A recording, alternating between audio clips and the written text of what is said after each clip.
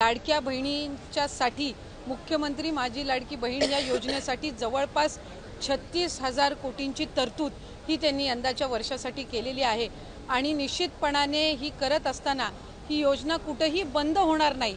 जो प्रचार विरोधकांकडून करण्यात आलेला होता की डिसेंबर महिन्यानंतर या योजनेचा लाभ मिळणार नाही, या उलट जानेवारी असेल त्याचबरोबर फेब्रुवारी आणि मार्च महिन्याचा एकत्रित असा लाभ याचं वितरण सुद्धा आम्ही 2 दिवसापूर्वी सुरू केलेला आहे आणि लाडक्या बहिणींच्या खात्यामध्ये फेब्रुवारी महिन्याचे 1500 हे त्या ठिकाणी 2 दिवसातच पोहोचलेले आहेत आणि मार्च महिन्याचे 1500 सुद्धा ते पोहोचवण्याचं काम सुद्धा प्रगतीपथावर आहे। त्याच्यामुळे ही योजना ही महायुतीच्या सरकारची महत्त्वाकांक्षी योजना जी मुख्यमंत्री देवेंद्रजी फडणवीस साहेब, उपमुख्यमंत्री एकनाथजी शिंदे साहेब आणि उपमुख्यमंत्री अजितदादा यांच्या नेतृत्वाखाली अशाच पद्धतीने कार्यरत राहणार आहे आणि तेच आपल्याला आजच्या अर्थसंकल्पातून पाहायला मिळालं। स्पेसिफिक प्रश्न आहे की 1,500 रुपये की 2100 रुपये नेमकं महिलांना किती रुपये मिळणार आहेत या लाडकी बहीण योजनेच्या माध्यमातून? कारण विधानसभेपूर्वी आपला जो जाहीरनामा होता त्याच्यामध्ये 2100चा उल्लेख होता, त्यामुळे स्पेसिफिक प्रश्न मला आपल्याला आवर्जून त्या निमित्ताने आणि आपल्या माध्यमातून सर्व आमच्या लाडक्या बहिणींना त्या ठिकाणी सांगायचे की राज्याचे मुख्यमंत्री देवेंद्रजी फडणवीस साहेब आणि आमचे दोन्हीही उपमुख्यमंत्री असतील, मंत्रिमंडळातील सर्व आम्ही त्या ठिकाणी मंत्री महोदय असो, आम्ही सगळ्यांनी सुरुवातीपासूनच ही योजना अधिकाधिक यशस्वी पद्धतीने राबवण्याचा प्रयत्न हा केलेला आहे। पुढेही आम्ही त्याच पद्धतीने हा प्रयत्न करत राहणार। 1500चा हप्ता हा महिलांच्या थेट खात्यामध्ये निवडणुकीच्या नंतर सुद्धा जवळपास 3 ते 4 हप्ते हे महिलांच्या खात्यामध्ये आज वितरित झालेले आहेत आणि त्याची प्रक्रिया सुरू आहे। अशाच पद्धतीने ही योजना पुढेही सुरू राहणार आहे। 2100च्या बाबतीतली जी भूमिका आहे ती राज्याचे मुख्यमंत्री देवेंद्र फडणवीस साहेबांनी, अजितदादांनी, शिंदे साहेबांनी सुद्धा वेळोवेळी मांडलेली आहे। एखादी महत्त्वाकांक्षी योजना ज्यावेळी 2100चा योग्य तो निर्णय जाहीरनामा की मार्च महिन्यापर्यंतचा जो हप्ता आहे तो अर्थसंकल्पाच्या आधीच वितरित झालेला आहे आणि ही जी तरतूद आहे ही पुढच्या महिन्यांपर्यंत आहे। डिसेंबर महिन्यांमध्ये ज्या वेळेला ही जी केलेली तरतूद आहे या पलीकडे जर आपल्याला लाभासाठी तरतूद करावी लागली तर डिसेंबरच्या अधिवेशनामध्ये ती निश्चितपणाने करण्यात येईल। 36,000 कोटींची तरतूद जी आहे पहिले वर्षाचे 3 महिन्याची तरतूद ही आधीच उपलब्ध करून दिलेली आहे। आता राहिले तुमचे 9 महिने आणि मग त्याच्यानंतर डिसेंबरच्या अधिवेशनामध्ये जर पुढच्या 3 महिन्यासाठी लागली तर त्या पद्धतीने ती पुरवणी मागण्यांमध्ये केली जात असते। त्यामुळे या योजनेला यशस्वीरित्या राबवण्यासाठी जी काही तरतुदीची गरज आहे दर महिन्याच्या लाभाकरिता ती या अर्थसंकल्पामध्ये झालेली आहे। स्क्रुटिनी सुरू झाल्यापासून आतापर्यंत किती महिलांनी स्वतःहून सोडलेले आहेत किंवा किती महिलांना वगळण्यात आलेले आहेत, त्याचबरोबर इतर ज्या योजना आहेत म्हणजे निराधार योजना असेल किंवा इतर योजना, या महिलांना या योजनेचा लाभ कशा पद्धतीने दिला जाणार? जे टोटल रजिस्ट्रेशन विभागाकडे झालेलं होतं ते साधारणपणे 2,63,00,000 असं होतं, पण हे जुलै ऑगस्ट महिन्यापासूनचं होतं आणि जुलै ऑगस्ट महिन्यापासूनच स्क्रुटिनीची जी प्रक्रिया आहे ती त्या ठिकाणी सुरू आहे आणि पात्र महिला ज्या आहेत, लाडक्या बहिणी ज्या आहेत त्या साधारणपणे 2,52,00,000 2,53,00,000 इतके त्या ठिकाणी असतात।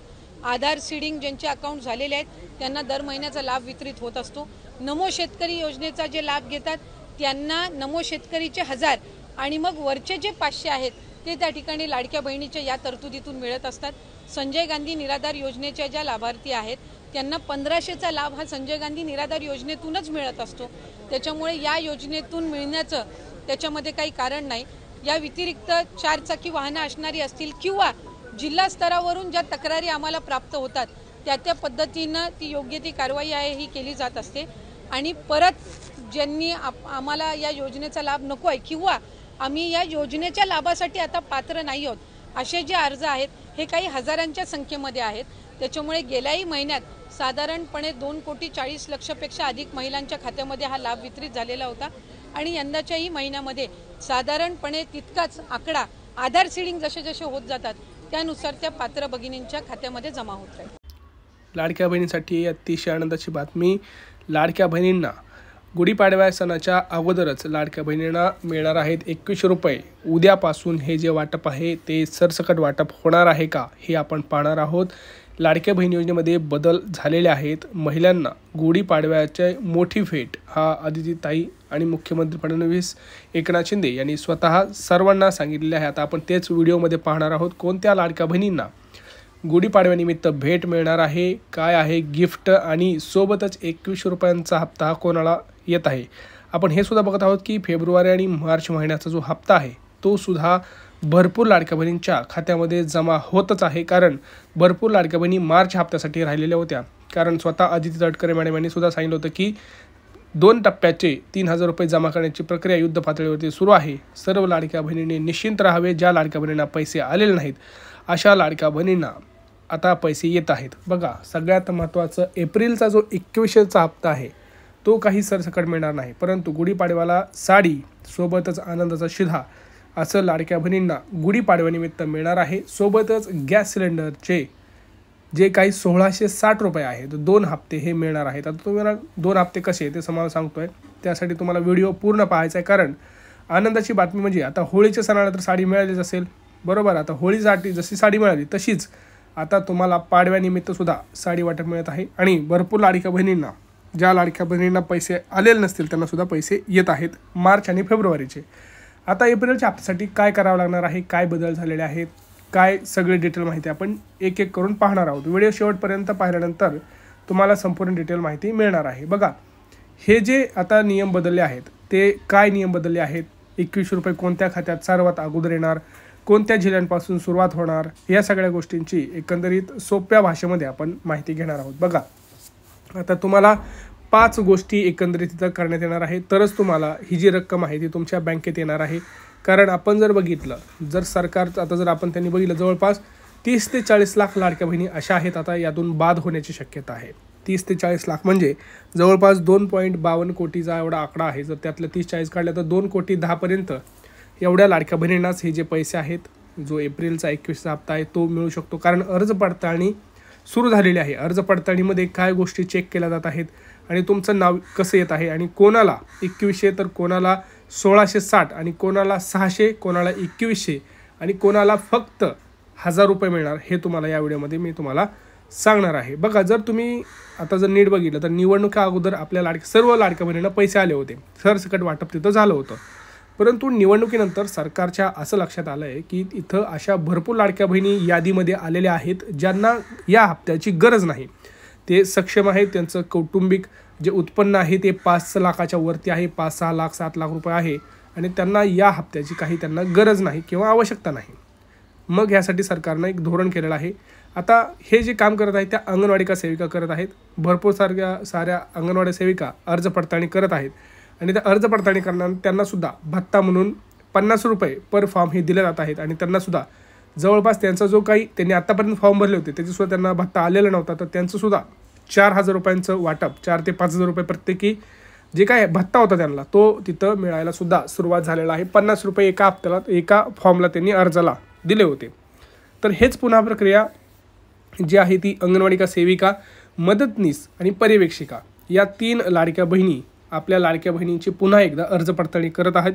त्यासाठी काय नियमावली आहे सांगतोय, यादी काय आहे, काय काय गोष्टी चेकलिस्ट आहे तुम्हाला मी सांगतोय, काय काय गोष्टी तुम्हाला ध्यानात ठेवायच्या जेणेकरून तुम्हाला 21चा हप्ता येईल आणि कुठल्याही प्रकारचा तुम्हाला तिथं हप्ता बंद होण्याची भीती वाटणार नाही. पहिली गोष्ट लक्षात ठेवायचं आहे ते म्हणजे सगळ्यात महत्त्वाचं, तुमच्याकडे जर आपण बघितलं तर उत्पन्न, ज्या लाडक्या बहिणींचं आता त्याच्यावर सांगतोय गुढीपाडव्याला तुम्हाला साडीसुद्धा मिळणार आहे. जर ज्या लाडक्या बहिणींना साडी हवी आहे त्यांनी काय करायचं आहे हे सांगतोय, ज्या लाडक्या बहिणींना अजून एक गिफ्ट पाहिजे असेल त्यांनी सुद्धा काय करायचं ते सांगतोय. बघा, सगळ्यात महत्त्वाचं गिफ्ट काय असणार आहे तर लाडक्या बहिणींना 20 लाख घरे मंजूर झालेली आहेत. आता 20 लाख घरे जर आपण बघितलं तर त्याच्यामध्ये शहरी आहेत, ग्रामीण आहेत. तर भरपूर लाडक्या बहिणींना जर स्वतःचं घर पाहिजे असेल तर तुम्ही अप्लाय करू शकताय. अप्लाय कुठं करायचं आहे, ग्रामपंचायत किंवा पंचायत समितीमध्ये तुम्हाला अर्ज करायचा आहे आणि अर्ज केल्यानंतर तुम्हाला तिथं घरकुल मिळत आहे. शहरी भागामध्ये 2.5 लाख रुपये आणि ग्रामीण भागामध्ये जवळपास 1.5 ते 2 लाख रुपयापर्यंत हा जे काय आहे ते मिळतं. पण त्यासाठी अटी आहेत. अट काय आहे तर तुमच्याकडे पिवळं किंवा केशरी रेशन कार्ड असणं गरजेचं आहे आणि ती महिला लाडकी बहीण योजनेअंतर्गत पात्रसुद्धा असली पाहिजे, अशी माहिती आपल्याला भेटलेली आहे.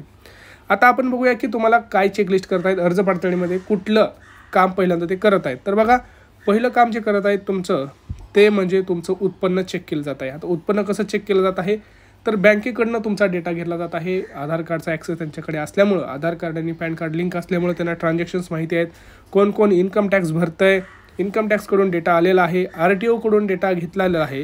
तर ज्या लाडक्या बहिणी या सक्षम झालेल्या आहेत म्हणजे इन्कम टॅक्स भरत आहेत त्या लाडक्या बहिणींना हप्ते बंद होणार आहेत. आता तुम्ही म्हणाल कुठल्या जिल्ह्यांपासून आहे, तर ही सरसकट सर्व जिल्ह्यांमध्ये अर्ज पडताळणी सुरू आहे. असं कुठला जिल्हा सोडणार नाही, प्रत्येक जिल्ह्यांमध्ये अर्ज पडताळणी होणार आहे. त्यामुळं तुम्हाला 4 गोष्टींची काळजी घ्यायची आहे. पहिलं म्हणजे उत्पन्नाचा दाखला काढून ठेवा 2.5 लाख रुपयापर्यंत. दुसरी गोष्ट तुमचं रेशन कार्डची EKYC करून घ्यायची आहे. जर EKYC केलेलं नसेल तर पटकन EKYC करून घ्या, म्हणजे तुमचं जे काय आनंदाचा शिधा, साडी आणि 21 रुपये आहे ते तुम्हाला पाडव्याच्या आधी मिळतील. सगळ्यात महत्त्वाचं अजून एक गोष्ट तुम्हाला सांगतो आहे, ते म्हणजे तुम्हाला जर RTO कड म्हणजे जर तुमच्याकडे गाडी 4 व्हीलर असेल, म्हणजे भरपूर दिवस झालं तुमच्याकडे गाडी होती पण तुम्ही विकली आहे आणि अजून देखील तुमच्या नावावर आहे, तर ते तुमच्या नावावरून काढून टाका. नाही तर तुमच्याकडे फक्त गाडी नावावर आहे म्हणून तुम्ही यादीतून बाहेर पडू शकता. आणि जर तुमच्या कुटुंबात समजा तुमच्या सासऱ्याकडे गाडी आहे, तुमच्या दिराकडे गाडी आहे आणि तुम्ही सेपरेट राहताय त्यांच्यापासून, तरी देखील तुम्हाला या योजनेचा लाभ मिळणार आहे. जर तुमच्याकडे चौकशीला आले तर तुम्ही म्हणायचं आमच्या कुटुंबात गाडी आहे, तुम्हाला दिसत असेल सासऱ्याच्या नावावर असेल, दिराच्या नावावर असेल, पण ते आम्ही नाही, कारण आम्ही वैयक्तिक राहतोय असं तुम्ही सांगून त्या योजनेचा लाभ हा तिथं तुम्ही घेऊ शकताय. समजलं. आता तुम्हाला दुसरं काम करायचं आहे आधार कार्ड अपडेट. भरपूर जणांनी आपलं 10-10 वर्ष झालं आधार कार्ड अपडेट केलेलं नाही. बँकेतला जो डाटा आहे म्हणजे बँकेतलं जे अकाउंट आहे त्याच्यात जो मजकूर आहे म्हणजे त्याच्यावरती जे नाव आहे, स्पेलिंग आहे, तेच स्पेलिंग तुम्हाला आधार कार्डवरती सुद्धा मॅच असणं गरजेचं आहे. त्यामुळे आधार कार्ड अपडेट करून ते बँकेत जमा करा, म्हणजे DBT करण्यासाठी सरकारला कुठलाही प्रॉब्लेम येणार नाही. आणि मोबाईल नंबरसुद्धा अपडेट करून घ्या, म्हणजे तोच जो चालूचा मोबाईल नंबर आहे त्याच्यावरती सुद्धा मेसेज येतील. आता ज्या लाडक्या बहिणी शेतकरी बहिणी आहेत त्यांना काही घाबरायची गरज नाही, कारण त्यांच्याकडे ट्रॅक्टर जरी असला तरी त्यांना पैसे येणार आहेत. आता तुम्ही म्हणाल गॅस सिलेंडरचे पैसे, हो गॅस सिलेंडरचे सुद्धा वाटप होणार आहे. त्यासाठी तुम्हाला गॅसची जी कनेक्शन आहे त्याची सुद्धा EKYC करावी लागणार आहे आणि ते कनेक्शन महिलेच्या नावावर असणं गरजेचं आहे. या सगळ्या गोष्टींची तुम्हाला काळजी घ्यायची आहे, बरोबर. आता याच्यामध्ये काही प्रश्न असतील तर तुम्ही नक्की विचारू शकता. तुमचे डॉक्युमेंट्स क्लिअर आहेत का ते सुद्धा सांगा. जी चौकशी होत आहे ती झाली पाहिजे का ह्याचं सुद्धा तुम्ही उत्तर द्या, कारण जोपर्यंत तुम्ही बोलणार नाही तोपर्यंत सरकारपर्यंत तुमचं म्हणणं समजणार नाही. भेटूया पुढच्या व्हिडिओमध्ये. तोपर्यंत जय महाराष्ट्र.